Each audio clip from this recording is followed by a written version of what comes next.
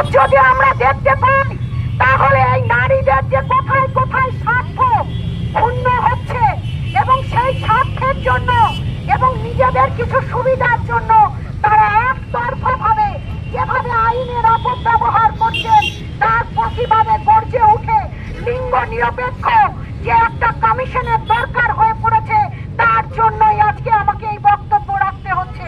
আমি বেশ কিছু পয়েন্টের উপর আমি আমার বক্তব্য পেশ করতে চলেছি। আমি জানি অনেকের ভালো লাগবে, অনেকের ভালো লাগবে না, কারণ প্রত্যেকের বাড়িতে ভাই বোন মা সবাইকে নিয়ে সব কিছু পয়েন্ট নোট করেছি। এই কিছুক্ষণ আগে আজকাল কি ফ্যাশন ট্রেন্ড হয়ে দাঁড়িয়েছে যে আজকালকার যে বান্ধবীরা একাধিক বয়ফ্রেন্ড একাধিক বন্ধু, মানে এটা কি একটা ফাটানোর চক্র, একটা নতুন ট্রেন্ড তৈরি হয়েছে? আজকে আন্তর্জাতিক পুরুষ দিবস কি বলবো, আজকে নারীরা সংগঠনের সঙ্গে ট্রেন্ড এটা বলা যেতে পারে। ইচ্ছাকৃত ফাঁসানো কিনা সেটা অতটা ডিটেল আমি বলবো না, সেটা যখন কেউ ভিকটিম হয় সে কথাটা বলে। বাট অ্যাকচুয়ালি ব্যাপারটা এটা একটা ট্রেন্ড হয়ে গেছে এবং ধার্মিক দৃষ্টিকোণ দিয়ে যদি ব্যাপারটা বলতে যাই, মানে একটু শুনতে একটু অন্যরকম লাগলো, বলবো এটা কলিযুগের প্রভাব বলি বা যাই বলি না কেন, মানে ইয়ে করাটা, মানে কি বলবো আর কি, প্রতারণা করা বা পরকীয়া করা বলুন বা লয়ালিটি ব্রেক করা, যেটাই বলি না কেন, আর বিশেষ করে মেয়েদের ক্ষেত্রে মানে একটা কমন ব্যাপার হয়ে গেছে। আর অনেক সময় হয় কি, মানে এতটা নর্মালাইজ হয়ে গেছে ব্যাপারটা, মানে এই পরকীয়া ব্যাপারটা যাই বলুন, মানে কি বলবো, মানে করার সময় তোমার ভাবে না যে আমি যে একটা অন্যায় করতে চলেছি, এই বোধটা পর্যন্ত তাদের মধ্যে থাকে না। অনেকে দাবি করে আমার হাজবেন্ড বাইরে থাকে, দেশে থাকছে না, সেই কারণে আমি করছি বা এরকম, মানে এই ধরনের যে দাবিগুলো করছে। এবার এই প্রসঙ্গে যদি বলি, আজ থেকে 50-100 বছর আগে বা 200 বছর আগেও অনেকেরই মানে দেখা যেত যে স্বামীরা বাইরে কাজ করছে, তারা ফিরছে না দেশে, অনেক বছর বলতে ফিরছে, সেক্ষেত্রে তখন কিন্তু কেউ পরকীয়া করতো না, কিন্তু এখন যেন একটা একদম নর্মাল হয়ে গেছে। এবং কিছু ক্ষেত্রে দেখা যাচ্ছে, মানে কিছু ক্ষেত্রে না, আর এটা আরো মানে বেড়ে যাওয়ার কারণ হচ্ছে ফোন। কিছুটা কারণ ফোন না থাকলে কি মোটামুটি আমাদের চেনা জানা মহলটা আমাদের নিজেদের মধ্যে, আত্মীয় স্বজনের মধ্যেই থাকে। তো সেখানে একটা খারাপ কাজ করার আগে লোকে দুবার ভাবে। ফোনে কি হচ্ছে, আমরা অনেক দূরের মানুষের সাথে যোগাযোগ করতে পারছি, যার ফলে চট করে কি হচ্ছে, এখন জেনজেড যুগ চলছে, কিন্তু বেশিরভাগ ক্ষেত্রে দেখা যায় আগে যেরকম একটা নিয়ন্ত্রণ থাকতো, মা বাবার একটা নিয়ন্ত্রণ থাকতো, মোবাইল হয়তো আমরা অনেক পরে ব্যবহার করছি বা সেটা পড়াশোনার জন্য লাগে, সেটা আলাদা শুধু নিয়ন্ত্রণ বলে না, কিন্তু যেটা প্রশ্ন সেটা হচ্ছে যে এখনকার দিনে যে মানে মহিলারা, বিশেষ করে মা বাবার মায়েরা কোনো নিয়ন্ত্রণই নেই। মেয়ে বা যাই হোক কিছু খারাপ হলে মায়ের উপরে বলে সেটা আলাদা বিষয়, কিন্তু কোনো নিয়ন্ত্রণ নেই, উল্টো পাল্টা কাজকর্ম করছে, কিছু করছে। কিভাবে দেখছি না নিয়ন্ত্রণটা করবে কি করে? ফোন আসার পর নিয়ন্ত্রণটা করা যাচ্ছে না। আজকে মেয়ে যদি বলে আমি টিউশন যাবো, গিয়ে যদি বয়ফ্রেন্ডের সাথে কোনো রুমে কাটিয়ে এসে জানবে এটা কি করে? কিন্তু আগে ওই বয়ফ্রেন্ড জোগাড় করাটাই একটা ব্যাপার ছিল। মেয়ে না চাইলে একটা ছেলে তার হাত ধরতে পারে না, পারে না তো। ছেলেটাকে হ্যাঁ, এইটাও চাই, যেটার জন্য অ্যাকচুয়ালি আমাদের লড়াইটা। তো অনেক দূরের কথা, এমনও ল আছে যে তুমি ওয়াইফের মোবাইল চেক করতে পারবে না। হ্যাঁ, ওয়াইফের মোবাইল চেক করলে তোমার শাস্তি হবে, আইনত শাস্তি হবে। এইটা এগুলো হচ্ছে আইন, যার জন্য আমরা লড়াইটা করি। কিন্তু প্রশ্ন যেটা হচ্ছে যে এই ধরনের পরিস্থিতি কেন আসছে, এই কারণটা কিন্তু সত্যি কথা বলতে ফোন বা সোশ্যাল মিডিয়া। কারণ এতে কি হচ্ছে, আমরা অনেক দূরের মানুষের সাথে যোগাযোগটা করতে পারছি, যেটা আগে যে সুযোগটা ছিল না। চট করে একটা হোটেল বুকিং করা যায়। দাবি এখন দেখুন, আমরা টেকনোলজিকে তো পিছিয়ে নিতে পারবো না। আমরা যেটা দাবি করছি প্রথম থেকে সেটাই, যে যাতে লিঙ্গ নিরপেক্ষ আইনটা হয়, তাহলে একতরফা ভাবে ছেলেরা ফেসে যাচ্ছে। কারণ মেয়েরা নিজেরা দোষ করছে, পরে আইনের ফাঁক দিয়ে নিজেরা বার হয়ে যাচ্ছে, পুরো দোষটা ছেলেদের ঘাড়ে পড়ছে। তাই এই ব্যাপারটা যাতে না হয়, অন্তত একটা দুটো আইন এমন আসুক যেটা একটু ছেলেদের পক্ষে। মানে কিছু কিছু আইন যেমন আছে লিঙ্গ নিরপেক্ষ, আমি বলবো না নেই, আর কিছু কিছু আইন আছে এগুলো স্পেশালি মহিলাদের জন্যই করা হয়েছে। সেটা স্পেশালি 2-3টে আইন এমন হোক যেটা মানে স্পেশালি পুরুষদের জন্য যাতে করা হয়, এবং সেটা কিন্তু একটাও নেই। এই ব্যাপারটা নিয়ে আমরা লড়াই করছি। আমার নাম নালন্দা পাঠক, আমি সংগঠনে ট্রেজারার। আমি সিঙ্গুর টিভিকে ধন্যবাদ জানাই যে আমাদের আহ্বানে সাড়া দিয়ে আমাদের এই যে আজকের কর্মসূচি বা আন্দোলন এটাকে কভার করার জন্য। আমি খুব সংক্ষেপে দু একটা লাইন বলবো। আমাদের মাননীয় সভাপতি এতক্ষণ বক্তব্য রাখলেন, কোষাধ্যক্ষ বক্তব্য রাখলেন, আমাদের অনুরোধে যিনি হিউম্যান রাইটসের দিদি এসেছিলেন, সঙ্গীতা দি, শুধু অনেক দূর থেকে, তিনিও মূল্যবান কথা বললেন। আমি মিডিয়ার মাধ্যমে আপামর পশ্চিমবঙ্গের সমস্ত পুরুষ জাতিকে একটা আহ্বান জানাবো, রিকোয়েস্ট জানাবো যে দেখুন, আমাদের লড়াইটা কিন্তু টোটালি সমগ্র পুরুষ জাতির জন্য। আমাদের এখানে ব্যক্তিগত ইন্টারেস্ট নেই। আজকে আমাদের সভাপতি উত্তরণ পাঠক নিজের সংসার ছেড়ে, নিজের ব্যক্তিগত চাকরি ছেড়ে, কাজ ছেড়ে তিনি কিন্তু প্রায় সারাটা দিন আজকে কলকাতায় গান্ধী মূর্তির পাদদেশে অতিবাহিত করছেন। সেম অ্যাজ আমাদের বঙ্গীয় পুরুষ মোর্চার প্রত্যেকটা সদস্য যারা আছেন, পুরুষ এবং মহিলা, তারাও কিন্তু প্রত্যেকের ব্যক্তিগত কাজ ছেড়ে আপনাদের জন্য, বাংলার সমস্ত দাদা ভাই কাকা জেঠু পুরুষদের জন্য এখানে কিন্তু আন্দোলন করছেন। কিন্তু যাদের জন্য করছেন তাদের পার্টিসিপেশন বা ইন্টারেস্ট এখানে কতটা? এখানে দেখা যাচ্ছে গুটি কয়েক পুরুষ, ঠিক আছে, সমস্ত কাজ ফেলে কিন্তু চড়া রোদের নিচে, দেখুন কলকাতার রাজপথে কিন্তু একদম ঘাসের উপরে ধর্নায় বসে আছে। কিন্তু বাস্তবে যেটা আমরা দেখতে পাচ্ছি, আমাদের পুরুষ সমাজের যতই পাওয়ারফুল বা পোর্টফোলিও হোল্ডার হোক না কেন, কোর্টের জাজও কিন্তু একতরফা মহিলা কেন্দ্রিক আইনে তার স্ত্রীর হাতে ফেঁসে যান মিথ্যা কেসে। এটা আপনারাই দেখান, মিডিয়ায় কভার করেন। থানার আইসি মানে বড়বাবু, তিনি যেমন ভিকটিম পুরুষদের বিরুদ্ধে কেস সাজাচ্ছেন, সেম অ্যাজ কিন্তু বহু জায়গায় দেখা যাচ্ছে তার স্ত্রী তার নামে ফলস কেস করে দিচ্ছে। তিনিও কিন্তু আইনের শিকার। অর্থাৎ একটি পুরুষ যত বড় পদেই থাকুক না কেন, সে কিন্তু কোনোভাবেই এই মহিলা কেন্দ্রিক মানে নারী কেন্দ্রিক একতরফা যে আইন, সেখান থেকে বাঁচবে না। তাহলে এর রাস্তাটা কি? আমি মিডিয়ার মাধ্যমে আহ্বান জানাবো সমস্ত স্তরের পুরুষকে, তিনি ডাক্তার হন, ব্যারিস্টার হন, টিচার হন, শিক্ষক হন, একদম খেটে খাওয়া মজদুর হন, যত রকমের পুরুষ আছে, আপনারা কিন্তু এই যে পুরুষ অধিকার সংগঠন আমরা যা আছি বা আমাদের মতো আরো যারা মাঠে নেমে লড়াই করছে, আমাদের হাতটাকে মজবুত করুন। আপনারা ডাইরেক্ট আসুন আমাদের মিছিলে, আমাদের আন্দোলনে, ঠিক আছে? রাস্তাই হলো একমাত্র রাস্তা আইনকে বদলানোর। যেক্ষেত্রে দেখা যায় যে যখন আন্তর্জাতিক নারী দিবস হয়, ফেসবুক থেকে টুইটার সবকিছু ভরে যায়, শুভেচ্ছার বার্তা এসে ভরে যায়। সেদিনকে যাই থাকুক না কেন, যে দিবসই থাকুক, যাই থাকুক না কেন, কিন্তু আজকে আন্তর্জাতিক পুরুষ দিবস। আজ Exactly. কোনো রাজনীতিবিদ থেকে আরম্ভ করে কাউকে বা কোনো প্রশাসনিক ব্যক্তি কাউকে একদিনও দেখা গেল না সোশ্যাল মিডিয়া প্ল্যাটফর্মে, কেউ দেখা গেল না। দেখুন, ট্রেনটা পাল্টায় না, ট্রেনটাকে পাল্টাতে হয়, চাপ দিয়ে পাল্টাতে হয়।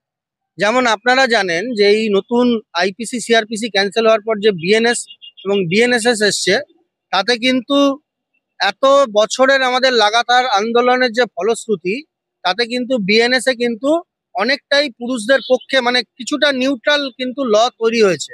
এটা তো এমনি এমনি হয়নি। আমরা কিন্তু মাঠে নেমে লাগাতার ছোট ছোট এরকম বিভিন্ন সংগঠন, বিভিন্ন এনজিও, বিভিন্ন হিউম্যান রাইটস কিন্তু পুরুষদের হয়ে গলা ফাটিয়েছি। অনেকে মারা গেছে, অনেকে সুইসাইড করেছে। এর জন্য কিন্তু আইন ব্যবস্থা মানে আমাদের ভারতীয় যে আইনসভা এবং সংবিধানের উপর চাপ পড়েছে। তো সুতরাং আপনি যে ট্রেনটা বলছেন, আজকেও কিন্তু সংখ্যায় কম হলেও দেখা গেছে বেশ কিছু গণ্যমান্য ব্যক্তিত্ব, জনপ্রতিনিধি, তারা কিন্তু এটা উইশ করছেন, কারণ দেখছেন যে পুরুষদের মধ্যে 10% হলেও তারা কিন্তু একত্রিত হচ্ছে এই অন্যায়টার বিরুদ্ধে। আর আমি সবার শেষে বলবো, কিছুটা হলেও পরিবর্তন লক্ষ্য করা যায়। একদম একদম হচ্ছে, এবং আগামী দিনে আমরা যদি এভাবে কন্টিনিউয়াস আন্দোলন করতে থাকি, পুরোটাই 100% হবে। আর সবশেষে আমি একটা কথা বলবো, এই যে একপেশে নারী কেন্দ্রিক আইন, এটা কি শুধু পুরুষরা কাঁদছে তা নয় কিন্তু। দেখুন, যে বিবাহিত পুরুষটির বিরুদ্ধে মিথ্যা 498 মানে আগের আইপিসি ছিল, এখন অন্য ধারা, মানে মিথ্যা বধূ নির্যাতন মামলা হচ্ছে, তার মা তিনিও একটা মহিলা, তার যে বোন তিনিও একটা মহিলা, তার যত মহিলা আত্মীয় আছে সকলে কিন্তু একসাথে হারাস হচ্ছে। কেন? সেই পুরুষটি হয়তো ফ্যামিলির একমাত্র আর্নিং মেম্বার ছিল। তাহলে সে যখন জেলে চলে যাচ্ছে বা সে যখন কেস খেয়ে তার চাকরিটা হারিয়ে ফেলছে, বাকি ফ্যামিলির মহিলারা কি খাবে? এটা একটা জবাব দিতে হবে। আচ্ছা, ধরুন একটা প্রেমিক, সে দিব্যি প্রেম করছে স্বেচ্ছায়, সে প্রেমিকাকে হয়তো প্রচুর টাকা গিফট দিয়েছে বিয়ের প্রতিশ্রুতিতে, মেয়েটি তাকে বলেছে বিয়ে করবে, কয়েক লাখ টাকা দামি দামি গিফট দিয়েছে। যখন দেখলো মেয়েটি তাকে ডিচ করছে মানে চিট করছে, সে তার টাকাটা ফেরত চাইলো ভদ্রভাবে, যে তুমি আমাকে যখন ভালোবাসো না, টাকাগুলো ফেরত দাও। সঙ্গে সঙ্গে একটা মলেস্টেশন কেস করলো, মানে একদম কোলামকুচি হয়ে গেছে, খেলনার মতো। থানায় গেলাম, শ্লীলতাহানি, গায়ে টাচও হয়নি বা কোনো কিছু, আজকাল মানে অন্তর্বাস ছেড়ারও প্রয়োজন পড়ে না, শ্লীলতাহানি বললেই কেস দিলেই হলো। এবং আমি ওপেন মিডিয়ার সামনে বলছি, পুলিশের খুব কম হলেও কিছু শ্রেণী আছে যারা কিন্তু আইন না মেনে একটি মহিলার মিষ্টি মিষ্টি কথায় বা তার রূপ সৌন্দর্য দেখে গলে গিয়ে আইনকে লঙ্ঘন করে পুরুষটির বিরুদ্ধে কেস দেয়। আমি অন ক্যামেরা বলছি, এরকম প্রমাণ আমার কাছে আছে, আমার নিজের সাথেই ঘটেছে। ঠিক আছে, এখন কিন্তু বিএনএস এ বলা আছে পুরুষ, আইদার পুরুষ হোক বা মহিলা, জিডি করলেই সঙ্গে সঙ্গে এটা এফআইআর এ কনভার্ট হবে না। প্রপার এনকোয়ারি করে যদি সাপোর্টিং এভিডেন্স পাওয়া যায় তবেই কিন্তু এটা কেস নেওয়া হবে। তো আমি সেই জন্য শুধু পুরুষ না, আমি আমাদের আন্দোলনে সামিল হওয়ার আহ্বান জানাবো আপামর আমাদের পশ্চিমবঙ্গের সমস্ত মা, দিদি, বোন, জেঠিমা, পিসিমা, সমস্ত মহিলাকে। কেন এই লড়াইটা আপনাদেরও বাঁচার লড়াই। আপনারা যদি এগিয়ে আসেন, আমরা বঙ্গীয় পুরুষ মোর্চা শুধু পুরুষদের জন্য বলছি না, এমন একটা সমাজ চাই যেখানে সত্যিকারের, আজ থেকে বহু বছর আগে যখন আমাদের এই সিন্ধু সভ্যতা শুরু হয়েছিল, পুরুষ এবং মহিলার সমান মর্যাদা ছিল, সমান আইন ছিল। আমরা চাই মহিলারা দেখুন কাঁধে কাঁধ মিলে ঠিক পুরুষদের মতন যোগ্য চাকরি পাচ্ছে, তারাও এরোপ্লেন চালাচ্ছে। তাহলে যখন সমস্ত জায়গায় যোগ্যতা পাচ্ছে, তাহলে বিশেষ কিছু ক্ষেত্রে তাদের জন্য আলাদা করে ছাড় দেওয়া হবে না। এটা কিন্তু আমরা তাদেরকে প্রকৃত মর্যাদা দিতে চাই। তো পুরুষ মহিলা নির্বিশেষে সবাই আমাদের এই লড়াইয়ে এগিয়ে আসুন, এটুকুই বলবো। হুম।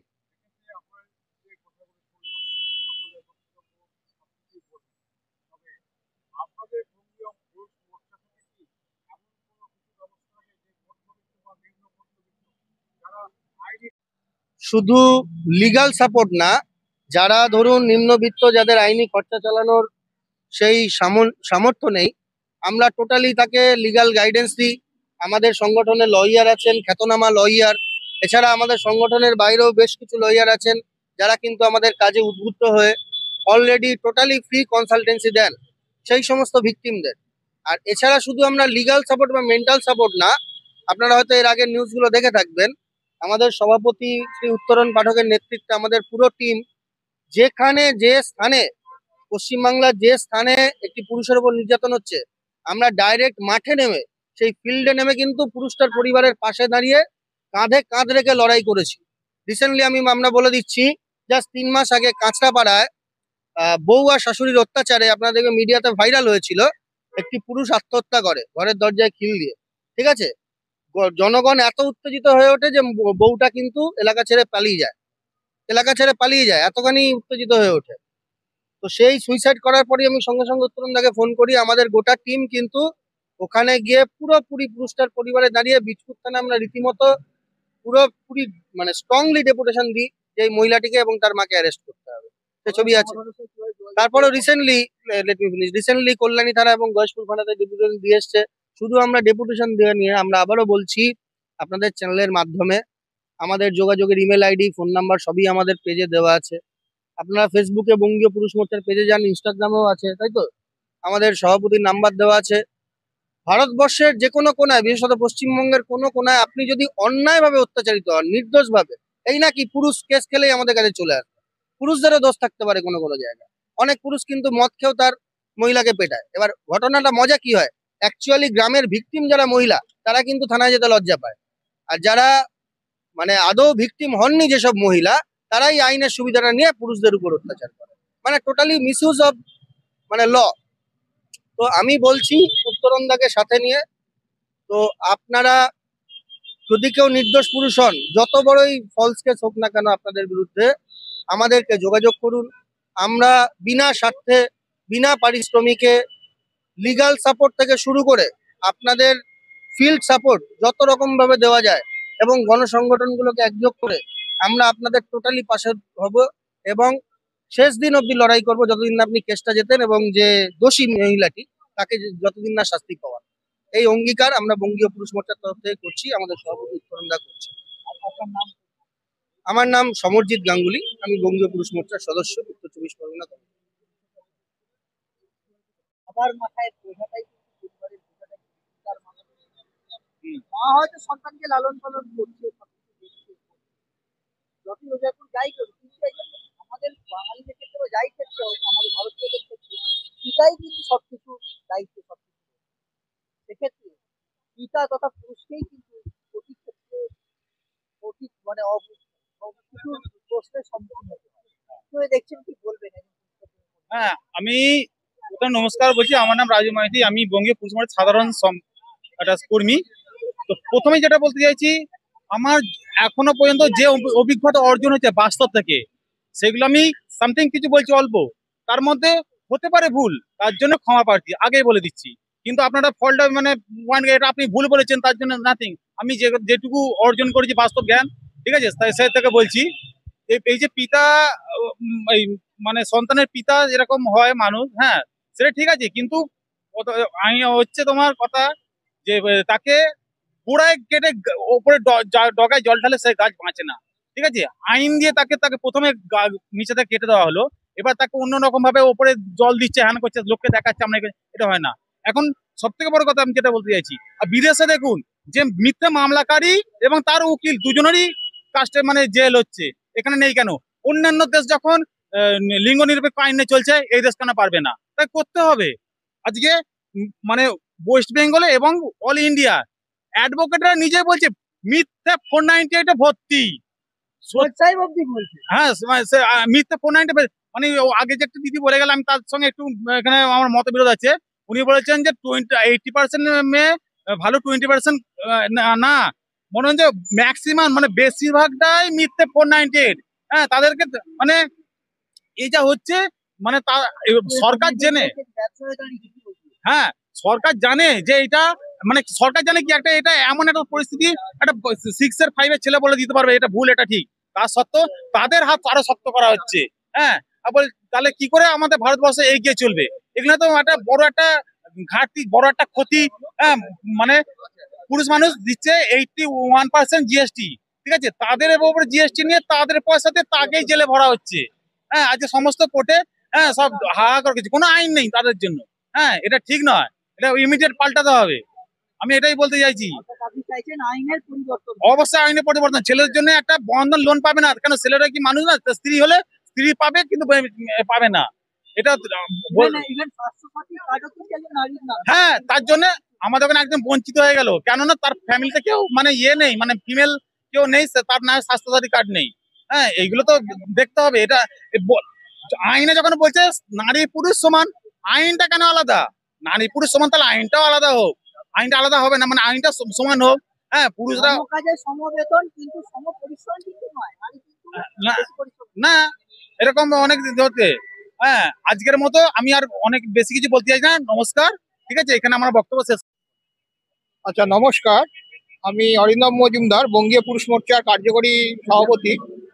প্রথম কথা বলতে চাই যে আজকের দিনটা একটা ঐতিহাসিক দিন। যে আপনারা অবশ্যই দেখেছেন যে মহিলাদের নিয়ে মহিলা কমিশন আছে, মহিলাদের নিয়ে মাথা ব্যথা আছে। সম্প্রতি বিভিন্ন জায়গায় বিশেষ করে এখন একটা ট্রেন্ড হয়ে দাঁড়িয়েছে যে মহিলাকে সামনে রেখে নানা রকম রাজনৈতিক ছক তৈরি হচ্ছে, মহিলাকে নিয়ে নানা রকম উন্নয়নের ভাবনা চিন্তা হচ্ছে, নারীকেই সামনে রেখে সবকিছু হচ্ছে। কিন্তু আমরা কিন্তু যারা ভারতীয় সংবিধান, অর্থাৎ প্রথমে যারা আমরা ঘুমের চোখে প্রথমেই আমরা দেশের পতাকা নিয়ে ভাবনা চিন্তা করি, বা ধরুন আমরা যারা 15ই আগস্ট বা 26শে জানুয়ারি সহ বি.আর. আম্বেদকরকে সামনে রেখে, সে সরকারি হোক বা বেসরকারি হোক, আধা সরকারি হোক বা গরিব হোক বা পথের মানুষই হোক, যারা ট্যাক্স দেন, যারা ট্যাক্সের আওতায় পড়েন, প্রত্যেকেই কিন্তু একটা ভারতীয় সংবিধান আছে। এই সংবিধানের একটা অধিকার আছে, আর্টিকেল 14, অর্থাৎ নারী ও পুরুষের সমান অধিকার। কিন্তু বাস্তব ক্ষেত্রে আমরা দেখতে পাচ্ছি যে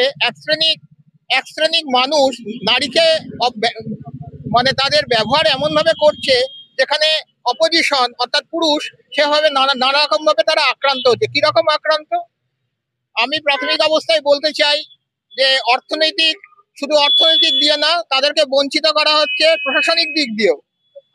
অলরেডি আমাদের যে যারা পূর্ববক্তা তারা অলরেডি বলেছেন যে কোনো কারণে আমরা যদি ড্রামা তৈরি করে বা তাদের একটা ফিল্ম অ্যাক্ট করে তারা যদি বলে থানাতে, তাহলে কিন্তু তার সাথে সাথে তাদের একটা ভোটাধিকারের ওপর একটা সরকার নির্ধারিত হয়। দেশের প্রধানমন্ত্রী একজন পুরুষ, প্রাক্তন মুখ্যমন্ত্রী তিনিও ছিলেন পুরুষ, আমাদের বর্তমান রাজ্যপাল তিনিও হচ্ছেন পুরুষ, এবং আমাদের যে কোর্টের যিনি বর্তমান যে সুপ্রিম কোর্ট বা হাইকোর্টের যিনি জাজ তিনিও একজন পুরুষ, আমাদের যিনি চিফ সেক্রেটারি থেকে শুরু করে আমাদের যিনি আমাদের ডিজি তিনিও একজন পুরুষ। অর্থাৎ সমাজের সব স্তরে পুরুষের ভূমিকা আছে, কিন্তু বাস্তব ক্ষেত্রে আমরা দেখতে পাচ্ছি যে তারা সব ক্ষেত্রেই নির্বিকার। এই অবস্থায় দাঁড়িয়ে আমাদের বঙ্গীয় পুরুষ মোর্চা পুরুষদের অধিকার নিয়ে কাজ করছি। আমরা অলরেডি 100-র উপর ডেপুটেশন দিয়েছি। আমরা ডেপুটেশন দিয়েছি ভারতবর্ষের সুপ্রিম কোর্টে, আমরা ডেপুটেশন দিয়েছি ল কমিশনে, আমরা ডেপুটেশন দিয়েছি প্রধানমন্ত্রী দপ্তরে, আমরা ডেপুটেশন দিয়েছি president, prime minister, home minister সহ পশ্চিমবঙ্গের বিভিন্ন জায়গায়। এছাড়াও এসডিও, ডিএম সহ সরকারি বেসরকারি প্রত্যেকের কাছে আমরা আমাদের কখনো 21 দফা, কখনো 18 দফা, কখনো 31 দফা দাবির বিনিময়ে আমরা পৌঁছে যাচ্ছি মানুষের কাছে। মানুষের যে অন্যায়, মানুষের ওপর যে অত্যাচার, মানুষের মধ্যে যে জুলুম, এমনকি তার মৌলিক অধিকার, কথা বলার যে অধিকার, তার যে বেসিক বাঁচার যে অধিকার, সেটা লঙ্ঘিত হচ্ছে। আমাদের সংগঠন বঙ্গীয় পুরুষ মোর্চা তাদের সীমিত ক্ষমতা বলে তারা মাঠে ময়দানে দাঁড়িয়ে আমরা লড়াই করছি এবং তার ফলস্বরূপ আজকে আমরা এসে দাঁড়িয়েছি। আপনারা হয়তো অবশ্যই জানেন, অনেক পুরুষ হয়তো দুঃখে যন্ত্রণা কাতর অবস্থায় পাশে দাঁড়িয়ে আছে, তারা কিন্তু ফ্রন্ট লাইনে বা সামনের সারিতে আসতে পারে না, তাদের লোক লজ্জা, তাদের দুঃখ। তার মানে এই নয় যে তারা কিন্তু আমাদের এটাকে সাপোর্ট করছে না। অলরেডি আমরা যখন প্রোগ্রাম নামাই, কোনো না কোনো ক্ষেত্রে তাদের আহ্বান, কোনো না কোনো ক্ষেত্রে প্রেস মিডিয়া বিভিন্ন জায়গায় আমাদের কিন্তু আমাদের প্রোগ্রাম বা তাদের কর্মসূচি বা তাদের লাইক করার ধরন বা তাদের ভিউর ধরন থেকে আমরা বুঝতে পারি যে তারা কিন্তু আছে, বকলমে তারা পাশে আছে। মন্তব্য দেখে, নানা রকম কমেন্টস থেকে আমরা বুঝতে পারি। কিন্তু এটাও আমরা দেখেছি যে ভুল ব্যাখ্যা, ভুল চিন্তা, ভুল ভাবনা চিন্তার ফলে প্রতি ক্ষেত্রে পুরুষকে যেমন দাবিয়ে রাখার চেষ্টা করা হয়, সেমনি সমাজে একটা ভুল বার্তা ছড়িয়ে দেওয়ার একটা চক্র নিয়মিত কাজ করছে। আমার নাম অরিন্দম মজুমদার। আমি একটা প্রেস বিজ্ঞপ্তি আমরা আপনার সংগঠনে, আপনার মিডিয়ার মাধ্যমে আমরা একটা প্রেস বিজ্ঞপ্তি আপনার মিডিয়ার মাধ্যমে পাঠ করছি। সেটা হচ্ছে যে বঙ্গীয় পুরুষ মোর্চা একটা প্রেস বিজ্ঞপ্তি দিচ্ছে, ও তারিখ হচ্ছে 19শে নভেম্বর 2025। সামাজিক ন্যায় রক্ষায় ধর্ণা কর্মসূচি। সমাজে পুরুষের প্রতি ক্রমবর্ধমান অবিচার, মিথ্যা মামলা, মানসিক নিপীড়ন, আত্মহত্যার উদ্বেগের বৃদ্ধির পরিপ্রেক্ষিতে বঙ্গীয় পুরুষ মোর্চা আন্তর্জাতিক পুরুষ দিবস উপলক্ষে আজ 19শে নভেম্বর 2025 কলকাতার গান্ধী মূর্তি পাদদেশে সকাল 11টা থেকে বিকেল 5টা পর্যন্ত শান্তিপূর্ণ ধর্ণা ও সচেতনমূলক প্রতিবাদ সভার আয়োজন করেছে। গত কয়েক বছর ধরে বঙ্গীয় পুরুষ মোর্চা নির্দোষ ও নিপীড়িত পুরুষের পাশে থেকে ন্যায় বিচার, মানবিকতার সংগ্রামে অবিচলভাবে কাজ করে চলেছে। আমরা ধারাবাহিকভাবে থানায়, জেলা, রাজ্য প্রশাসনের বিভিন্ন দপ্তরে নিয়মিতভাবে ডেপুটেশন প্রদান এবং সংশ্লিষ্ট কর্তৃপক্ষের সাথে আলোচনার মাধ্যমে সমস্যাগুলো সমাধানের দাবি করে আসছি। আমাদের সংগ্রামের মূল লক্ষ্য লিঙ্গ নিরপেক্ষ আইন, জেন্ডার নিউট্রাল ল প্রণয়ন, পুরুষ কমিশন, মেন্স কমিশন গঠন, মিথ্যা মামলা, মানসিক নির্যাতন, সামাজিক বৈষম্যের শিকার পুরুষের ন্যায় বিচার, আত্মহত্যাগ্রস্ত ও বিপর্যস্ত পুরুষের জন্য সরকারি কাউন্সেলিং ও পুনর্বাসন কেন্দ্র স্থাপন। আমাদের বিশ্বাস এই পদক্ষেপগুলো নির্দোষ পুরুষের ন্যায় বিচার নিশ্চিত করবে, অপরাধ প্রবণতা হ্রাস করবে, পারিবারিক বন্ধন দৃঢ় করবে এবং সমাজে শান্তি, সম্প্রীতি, বিশ্বাস, পারস্পরিক শ্রদ্ধাবোধ প্রতিষ্ঠিত করবে। আমরা আহ্বান জানাই সমাজের প্রতিটি মানুষ, ছাত্র, অভিভাবক, পেশাজীবী নারী পুরুষ এই মানবিক ন্যায়ের আন্দোলনের পাশে দাঁড়ান। 19শে নভেম্বর 2025 এর এই ধর্ণা কর্মসূচিতে আপনার উপস্থিতি সমাজে এক ইতিবাচক পরিবর্তনের বার্তা বহন করবে। আমাদের প্রত্যয় নারী পুরুষ উভয়ের মর্যাদা, সমান অধিকার, প্রকৃত মানবাধিকার। স্থান গান্ধী মূর্তি পাদদেশ, ধর্মতলা, কলকাতা। তারিখ 19শে নভেম্বর 2025 সকাল 11টা থেকে বিকেল 5টা। আয়োজক বঙ্গীয় পুরুষ মোর্চা। জয় পুরুষ অধিকার। সারাদিনের তাজা খবর বিশদে জানতে নজর রাখুন সিঙ্গুর টিভি নিউজের পর্দা। আমাদের ফেসবুক পেজটি ফলো করুন, ইউটিউব চ্যানেলটি সাবস্ক্রাইব করুন। আমাদের চ্যানেলে বিজ্ঞাপন দেবার জন্য যোগাযোগ করুন 9163016778 এই নম্বরে।